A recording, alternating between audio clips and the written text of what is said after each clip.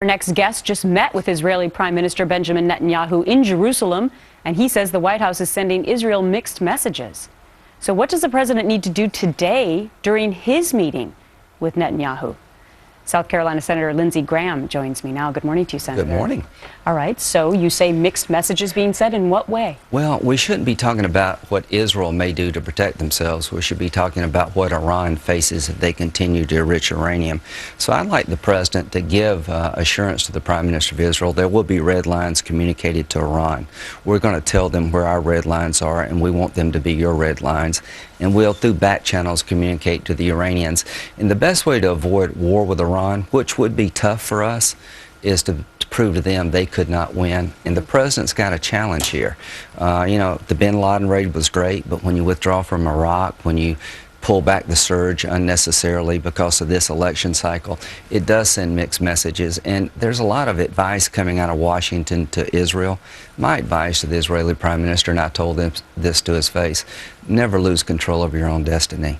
The Jewish people's existence is at stake here. You went over there. You Yes, met I with did. him in person. Yeah. What did you make of the fact that the reports that came out of that meeting were that Israel would not tell the U.S. if they were going to attack I Iran? think it's a counter to the U.S. leaking stories about urging Israel not to attack. My belief is that we should avoid war with Iran if possible, but the worst case scenario is for them to get a nuclear weapon. I've got bipartisan support growing like crazy in the Senate for the idea that we're not going to contain a nuclear armed Iran.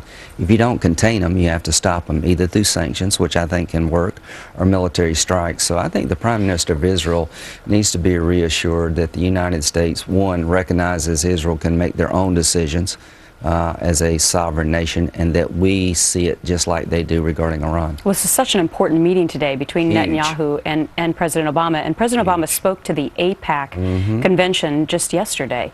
He said things like, let diplomacy work. I mean, we heard his strong words about that he's not afraid to use weapons against Iran. But then he also said, let diplomacy work. Haven't we been letting diplomacy work for some time? We've been talking, the U.S. and Iran. They keep enriching uranium. The world is sanctioning Iran. It's hurting their economy, but they continue to enrich uranium. They have 3,000 kilograms of low-grade uranium enriched. That's 1.5 times what you need for a weapon. As everybody talks, they keep enriching. As their economy gets hurt, they keep enriching. So how much of the president's speech do you say was political for the Jewish vote in 2012, and how much of it do you believe is how he really feels? You know, really, it's not what I think, it's what the Iranians think. It's his job as the leader of the free world to convince the Iranians to stop, cease, and desist. The burden should be on the Iranians, not us.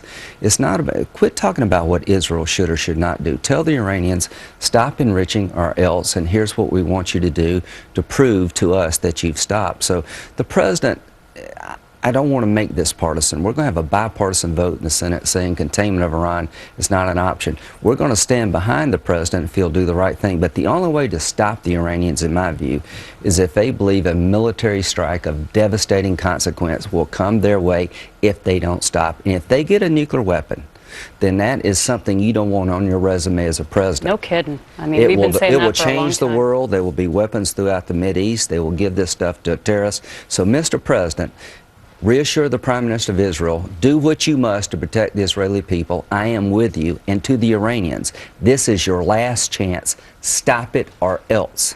It will be better for the world if they do. And war with Iran will not be easy. We'll get hit.